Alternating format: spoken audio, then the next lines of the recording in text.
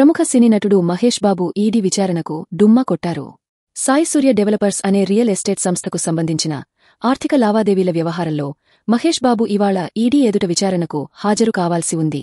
అయితే ముందుగా నిర్ణయించిన షెడ్యూల్ ప్రకారం ఆయన బషీర్బాగ్లోని ఈడీ కార్యాలయానికి రాలేదు. ఈ మేరకు తాను రాలేకపోవడానికి గల కారణాలను వివరిస్తూ మహేష్ బాబు ఈడీ అధికారులకు లేఖ రాశారు. వివరాల్లోకి వెళితే సాయి సూర్య డెవలపర్స్, సురానా గ్రూప్ కంపెనీలకు మహేష్ బాబు బ్రాండ్ అంబాసిడర్గా వ్యవహరించారు. ఈ సంస్థల ప్రమోషన్ల కోసం ఆయనకు భారీ మొత్తంలో పారితోషికం అందినట్లు ఈడీ గుర్తించినట్లు సమాచారం. చెక్కుల రూపంలో 3,40,00,000, నగదు రూపంలో 2.5 కోట్లు, మొత్తం కలిపి 5,90,00,000 ఆయన స్వీకరించారని ఈడీ వర్గాలు భావిస్తున్నాయి.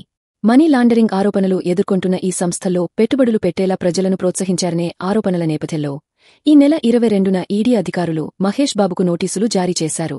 ఈ నోటీసుల ప్రకారం మహేష్ బాబు ఏప్రిల్ 27వ తేదీ ఉదయం 10:30కు బషీర్బాగ్లోని ఈడీ కార్యాలయంలో విచారణ అధికారి ముందు హాజరు కావాల్సి ఉంది. అయితే ఆయన విచారణకు హాజరు కాలేదు. తాను హాజరు కాలేకపోవడానికి గల కారణాలను వివరిస్తూ మహేష్ బాబు ఈడీకి ఒక లేఖ రాశారు.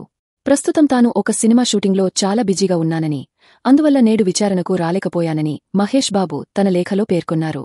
రేపు కూడా షూటింగ్ షెడ్యూల్ ఉన్నందున విచారణకు హాజరయ్యేందుకు తనకు మరో తేదీని కేటాయించాలని ఆయన ఈడీ అధికారులను కోరారు.